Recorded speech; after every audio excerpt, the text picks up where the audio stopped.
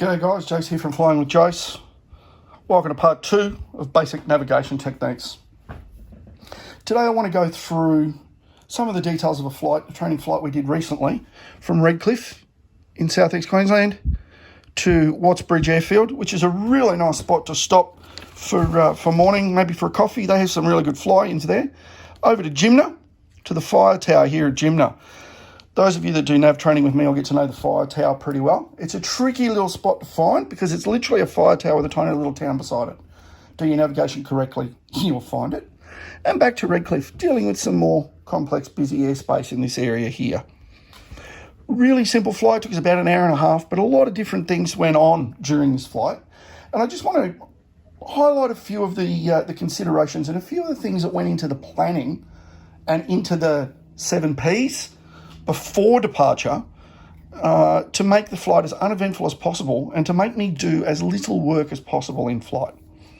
Now, the first thing that we do, or the thing that we look at a lot, okay, when we get to our turning points, Watts Bridge, it's an airfield. We need to get in there. We need to manage in our head how we're going to get to the airfield, how we're going to land at the airfield, what we're going to do when we get there.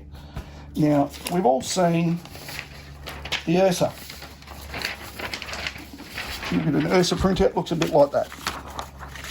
Everything you need to know on that sheet of paper, but it can be awfully complex. You've got a basic little runway diagram, but no real relation to your flight path. You've got the information that you need here, but again, not really related to your flight and what's going on with your flight. You may have heck field like that. Okay, you might have your printout from Oz Runway or a different EFB, but again, all the info you need is there, but not really relate to your flight. How can I relate this to my flight? Now, I don't have my printout for Watts Bridge here because I must have left it in an aircraft. But here's a similar one that we did for a flight to Coralbin. What I like to do is print it out of Oz Runways. Print it out of Google Maps. This is literally a printout of Coralbin. Superimposed on that is our track.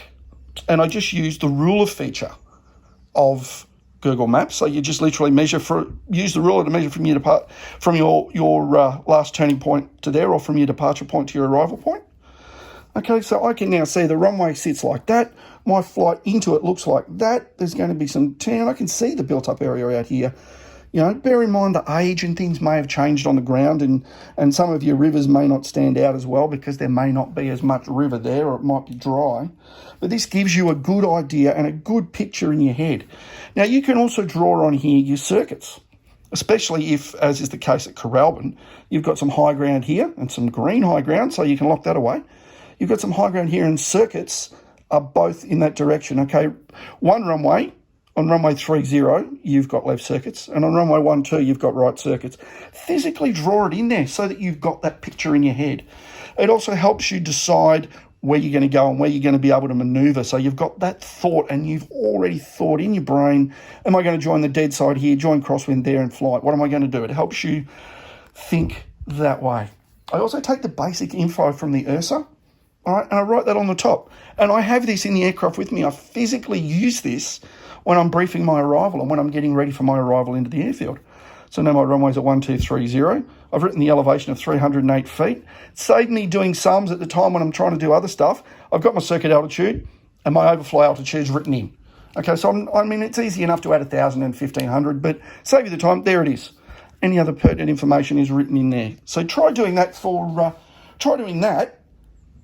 every time you go for your arrival airfield. And I even do it going into bigger, busier airfields, such as Stanthorpe. Stanthorpe's a big airfield, got a big, long bitumen runway. It's very easy to find, but still, as we're flying in, you can see we're going to be a little bit oblique to that runway. Okay, we might need to plan what direction our turns are going to be, but we can also see big highway. If we cross that big highway, we've gone past the airfield.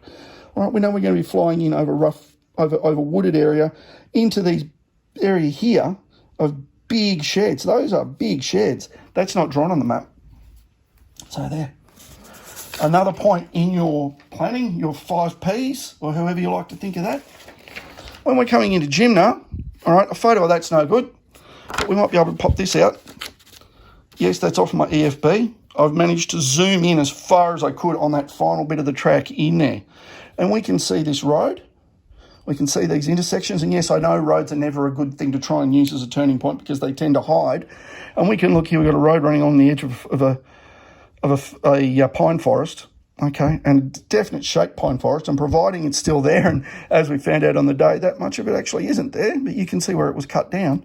But zoom in, give yourself a good look at that, and again, I used that as my prior planning before I went into Jimna, so I could look at where we were going in relation to everything. Just my pre-briefing so we could talk about it. All right. That's what I wanted to talk about there. I also want to talk about when we're coming into the busy part of the airspace here in Brisbane, where we've got every man and his dog and sometimes 3 dogs, and we've got controlled airspace, lower limits, and we've got all sorts of points. And we don't want to go busting any of this Class C airspace in here as we come in. So I planned, and look, coming in this day, excuse me, I planned to come in via Beachmere because we always try to come in and out of Redcliffe via Beachmere.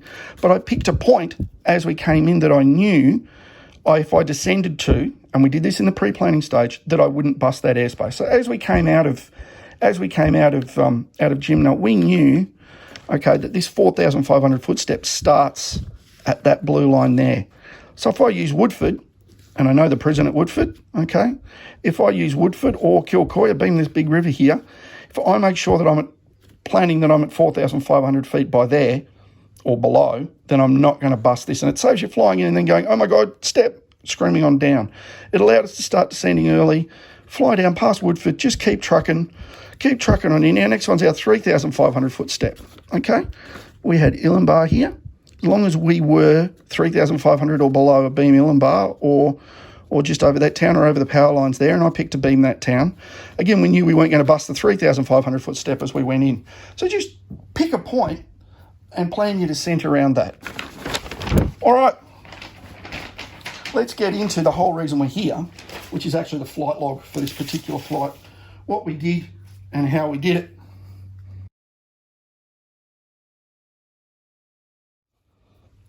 All right, the flight log. We're really, really lucky here in Australia. If you if you go to the CASA website and you go to the web store, these are free. They provide pads of these, and you can order 4 or 5 pads at a time if you want. They're free. You've got to pay postage, but otherwise, quite a functional flight planning form provided free of charge. And I encourage my students to use these. They're fantastic. Everything you need for basic visual flight planning is on here. Okay, we'll quickly run through the log. The call sign, the type, you need to know those. SAR time, if you're operating SAR time, write it in UTC and local. Okay, and it's got the little number there to call. These are all just your prompters. They're also your prompters if you're lodging the flight plan, the things that you need to know. Your ETD. And then you can tick off, have you checked your TAPs? Have you checked your area winds? Have you checked your grid forecasts? Have you looked at the NOTAMs for the location, the FIO and the head office? Tick those off. When you've done them, just so you know it. All right, let's get into the flight plan itself. This is one that's filled out, okay? This is about where it would be when we get in the aircraft ready for the flight. Now, you'll know in the last one, we talked about working out headings and ground speeds and stuff, but I wanted to briefly talk about selecting our altitudes. And you'll notice I've left those blank there. All right, what altitudes did we select for this flight? Well, let's jump in and have a look. Altitudes, as we know, are dependent upon our VFR cruising levels. So if we are flying between 000 and 179, track magnetic, we need to be at odd altitudes plus 500 feet. If we are flying between 180 and 359, track magnetic, we need to be at even altitudes plus 500 feet. Why do they do that? I hear you ask. Go on, ask it. Why do they do that? They do that so that 2 aircraft flying in opposite directions aren't flying at the same altitude, and it should reduce the risk of head-on collisions on aircraft flying over busy air routes. Now, that is for altitudes above 5,000 feet AMSL on QNH. Okay, if you're flying above 5,000 feet AMSL on QNH, you must plan to fly at an even or an odd. Interesting side note, IFR aircraft, okay, they don't have the 500. IFR aircraft fly evens and odds, so we're also getting a 500-foot separation from IFR aircraft. What happens below 500 feet AMSL, 5,000 feet AMSL on QNH? Below 5,000 feet AMSL, you can fly at any altitude you like.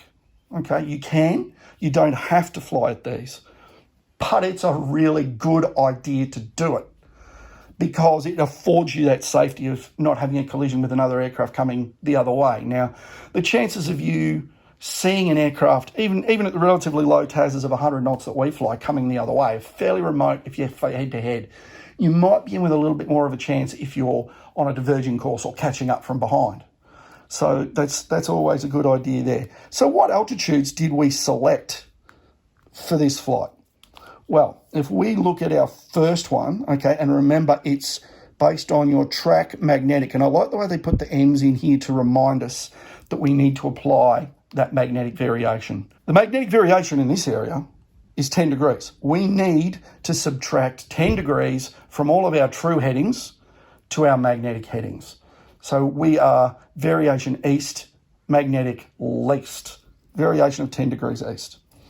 So on this track of 271 out to Watts Bridge, and again, another little tip here, where possible, I like to use the correct abbreviators where they exist, even when I'm writing them in here. It'll help you later in life when you're doing flight plans, especially if you go on to fly IFR. Put them in so you've got you're using the correct identifiers for your fields.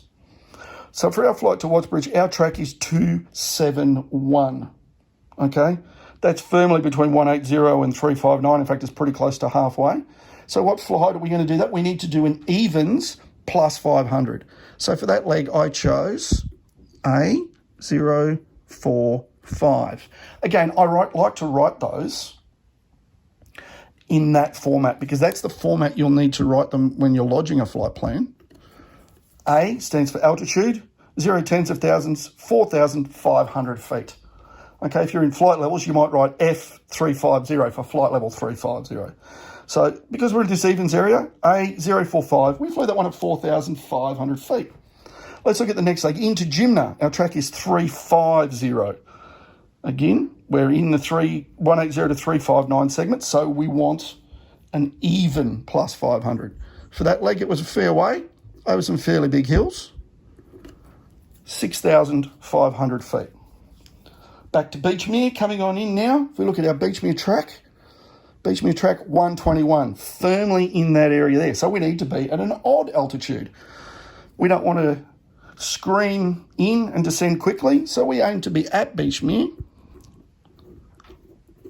3,500. It's an odd. It's below 5,000 feet, so technically we don't need to be at it, but we chose to fly at those cruising levels. So for our trip from Jimna to Beachmere, we descended down to 3,500 feet. And then Beachmere to Redcliffe is a standard height of 1,500. Clear as mud on altitude selection? All right, in the last video, we talked about true airspeed, having true airspeed, track, and a wind. Magnetic, I draw the little M in there. They haven't put it in, so I put one in because the winds I want in here are magnetic. I don't care about true winds. Winds off the forecast are true, so I've drawn the little M in there to remind me to convert them, and you'll be surprised how often you'll forget that. In the last video, we went wind, track, and distance to work out a heading and a ground speed.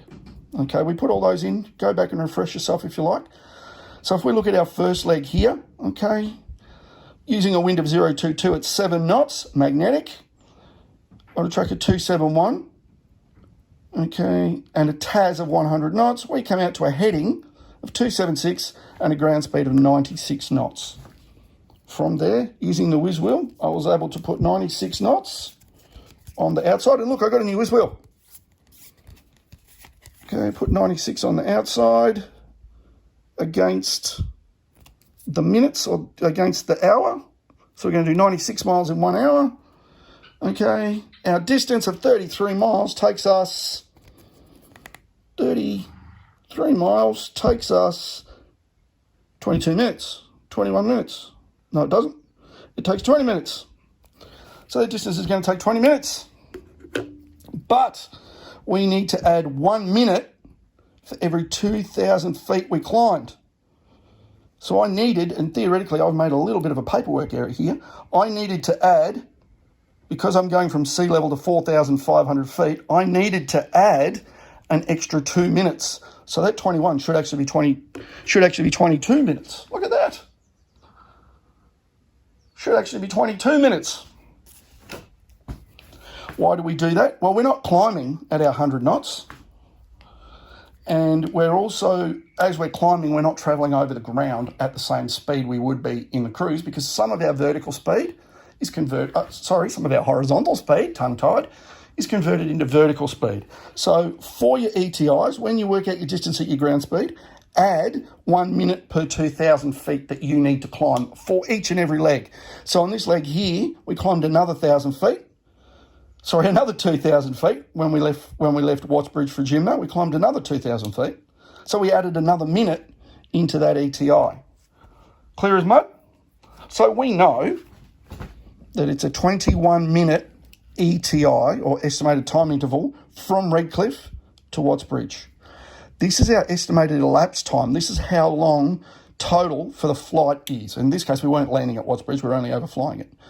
So if we look at the next leg, Jimna, okay, we worked out using our whiz wheel, a ground speed of 105 knots for 26 miles was going to take us 14 minutes. We're climbing another 2,000 feet from 4,500 to 6,500, so we add another minute, makes it 15 minutes.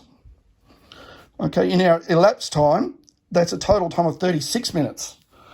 We can go through and work that out for the entire flight plan. For each leg, we get an elapsed time of 62 minutes for the flight. Where does that come in, or why do we need that? You'll see that in a minute when we do the other side, but that's also a handy little prompter for in-flight and how are you going with regards to fuel. All right, fuel, good segue. Side B. For the Technam 92, we're going to do some fuel planning, and I write these in here to remind me. We've got a Rotax 912, and it burns 20 litres of fuel an hour.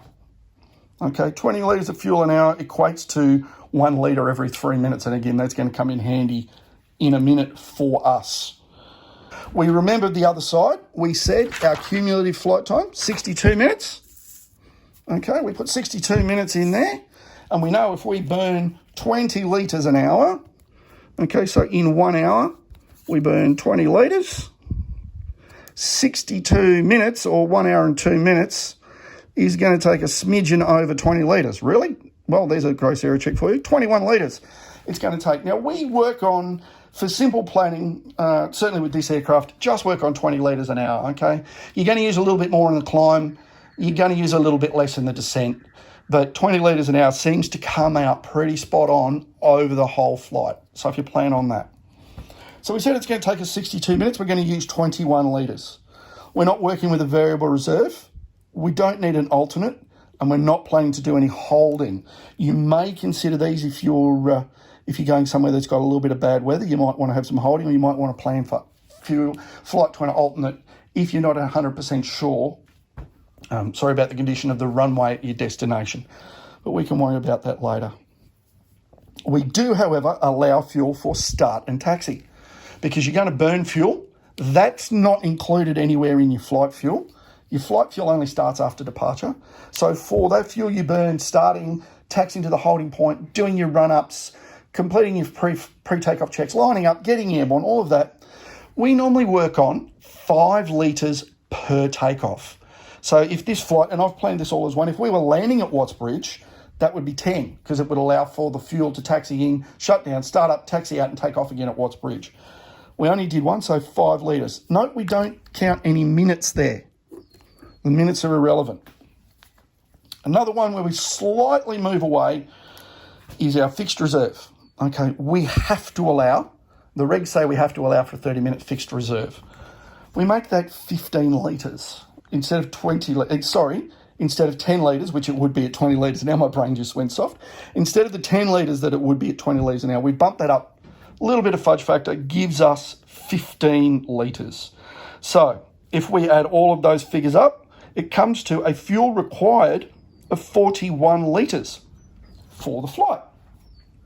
we have on board, and say we dipped the tanks before we did this, or we know we're going to take off with full fuel, 65 litres of fuel. Here comes one of the most important numbers for your flight. You have a margin of 24 litres. Between what you need to do that flight, all things considered, and what you have on board, you have a margin of 24 litres. Okay? What does that 24 litres mean to us? That 24 litres means we have, at 1 litre every 3 minutes, 72 minutes of spare fuel. 72 minutes of extra fuel in our tanks that we can use if we have to do a diversion, that we can use if we get lost, that we can use if we want to not track from point A to point B, but maybe fly along the beach and have a look at a whale. 72 minutes of fuel. Remember, however, that when you start doing things, and if you've watched my diversion video, it took 7 minutes from when we decided to do the diversion to when we turned on course. So you can start burning into that really, really, really quickly, and we'll look at a way to keep our eye on that. If you're taking off and that margin is 0, or that margin is a couple of minutes, you're going to need to be right on top of your planning, or right on top of your timings as you fly. All right, we can fill out the rest of this from here. We know we need 92 minutes to do it. We know we have 72 minutes margin. Therefore, we have 164 minutes of fuel on board this aircraft. Note that 65 litres and 65 litres at 20 litres an hour doesn't equal 164 minutes. That 164 minutes of fuel is fuel available for us to use in flight. You don't plan to use this fixed reserve. You must land with that on board. You plan to burn that, but it's not coming into your flight time. Okay, these numbers don't add up. So that won't be 164 minutes or 65 litres at 20 litres an hour.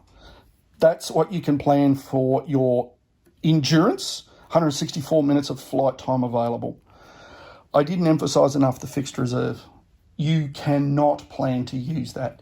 You do not expect to use that. That's to give you enough fuel in your aircraft that when you touch down, flying the circuit, you won't unport one of the fuel inlets, that when you put the flaps down and you get a sudden deceleration, the fuel sloshes to the front, it doesn't unport one of the fuel tanks. As you're turning base to final, the fuel doesn't unport one of the inlets, okay? That fuel is not to be used. That fuel should be in the aircraft as a bare minimum when you've shut down and when you've walked away from the aircraft. So please never plan to use that fuel. It's there to keep you alive. Okay, so that covers this side. We know we can do this flight. We've got 72 minutes margin. Can you take off if you've got 0 or less? Yes, with 0. No, with negative margin. Please don't plan to go when you know you're not going to make it and think you'll make the fuel up later, because that's the time you'll need to make a diversion for sure. Okay, let's go back to the front and have a look at what would happen while we're in flight, okay? So let's say we blast off out of Redcliffe on our flight. We've been very diligent and we departed exactly on the hour. Okay, 9 o'clock in the morning perhaps. We departed exactly. You'll see that I've left Redcliffe on its own on the top column here. All right, that is because we have a column to put our actual time of departure. We have actual time of arrival, actual time of departure. So we departed Redcliffe exactly on the hour. We can then very quickly say to Watts Bridge, all things considered, our estimated time interval, okay, it's going to be 21 minutes. Oh, we were there on the hour. How good's that? Our plan estimate will be 21 minutes past the hour. Let's say we're flying along. We're doing our flight to Watts Bridge. We get a beautiful position fix. We know what time we departed. We get another position fix. We pull out our whiz wheel, do a bit of quick calculation, and discover that our ground speed was actually 93 knots. And our new and then using 93 knots ground speed and the distance to go, we work out a new estimate. And we work out that our new estimate is actually going to be time 2-3. We'd write that in there. Our revised estimate, time 2-3. No biggie, but now we've worked that out in flight. We're ahead of the aircraft. All good. When we arrive overhead Watts Bridge and we do our checks for our next leg, and we write down, boom, overhead, time 2-3. We turn. We do our heading, airspeed and time. We turn onto our new heading. Our altitude. we start climbing and we write down our time. So we've done our hat checks, maybe done our clear-off checks as well. We can start thinking, well, our actual time of arrival here was time 2:03. Our next ETI leg is a 15-minute leg. That makes our planned estimate there, 23 plus 15 is 38. There we go. So our estimate there will be time 38. That's our planned estimate for there. It might be worth noting, and I sometimes will do, I'll note down here, we originally planned to be there at 21. We were actually there at 23. We were plus 2 minutes. And I'll show you why in a minute. Now we do our leg to Gymna. Again, we're able to work out a lovely position fix, work out our revised ground speed into Gymna, and our revised ground speed into Gymna was 104 knots instead of 106. Using the revised ground speed, the distance to go, we work out a new estimate there, and that new estimate is time 40. Along we go as we come overhead Gymna. We gin around for a little bit because we get a little bit lost. Or we spend a bit of time confirming that fire tower is in fact the fire tower. We do a circle around the fire tower just to make sure that that's actually the correct one. Take a couple of photos, fly the other way for a bit of a circuit. And by the time we set course for Beachmere, it's time 4:05. That's okay, that happens. You're allowed to do that. So we set course for Beachmere for a time of 4:05. Okay, we know it's a 24-minute leg. So that's time 6:09. We don't have a 6:09, we have time 09.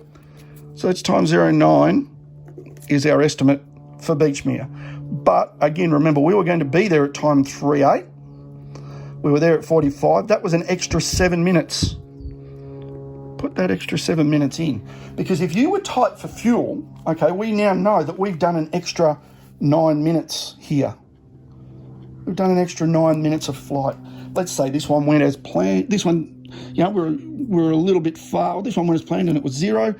And then this one went as planned. We were going to A -2. Okay, well then that means we're 7 minutes. We're plus 7 or 7 minutes longer than we planned. Does it bother us? No, because we've got a big fat 72-minute margin. But if we had a 5-minute margin, that 7 minutes late might be cause for concern. That 5 minutes late might prompt us, or if we only had a 5-minute margin, that might prompt us to not spend quite so much time looking at the fire tower here. So that's where that figure comes in handy. Okay, that's where our elapsed time can come in handy as well, by knowing how far into the flight we should be. When you come in and we landed at Redcliffe and we got back to Redcliffe, our actual time of arrival, 00, whatever. Okay, we've worked that out. We've got in there. At the end of the flight, I like to make sure I go off the flight time, look at the Hobbs meter on the thing, compare on the panel, and compare the two, and note down how long exactly the flight was. Let's say the flight was 1.5 hours. I think this one actually was 1.5 hours. All right, I then like to make sure I go to 20 litres an hour, and I go to 90 minutes, and it should have burnt. Hang on. I go to 20 litres in an hour, and I go to 90 minutes. I went the long way around to 90 minutes. It should have burnt 30 litres of fuel. It should have burnt 30 litres of fuel, yeah? Because I should be burning, and yes, we could have done those in our heads. I should be burning 20 litres in 60 minutes. Okay, in 90 minutes, I should be burning 30 litres. I like to then go back and say, well, how much did we have when we left? We had 65 litres of fuel on board. We should have burnt 30. Go and dip the fuel tanks. See how much fuel you've actually got left. See if you have 35 litres of fuel in the tank, and that'll let you know how your fuel calculations are going. So that's the log. That's the flight plan. That's the flight log. I think we've covered everything. I'm more than happy to answer any questions that you might have. It was a bit of a long one, but this is quite a complex in-flight process.